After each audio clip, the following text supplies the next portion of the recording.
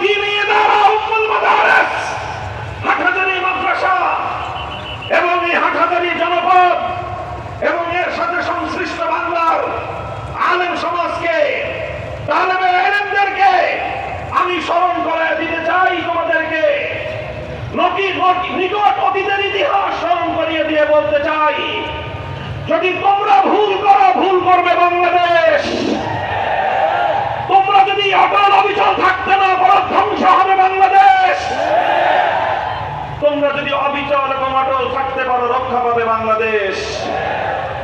আমার এই কথাটা কারো কাছে অতিরঞ্জিত বলে মনে হতে পারে, কেউ মনে করতে পারে আমি একজন তালিবুল ইলম হিসেবে আমি আলেমদের সম্মানকে অতিরঞ্জিত করে বলছি।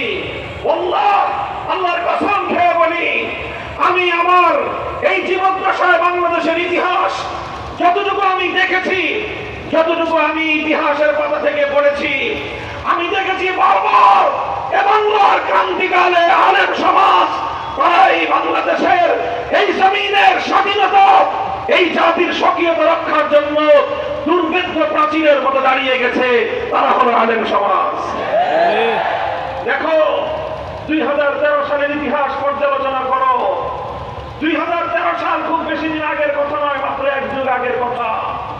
12 বছর আগের বাংলাদেশ, বাংলাদেশের 2013 সালের ফেব্রুয়ারি মার্চের বাংলাদেশ যদি কেউ পর্যালোচনা করো, বাংলাদেশের স্বাধীনতার, বাংলাদেশের আকাশে, বাংলাদেশের ঈশান কোণে কালো মেঘ ছেয়ে গিয়েছিল।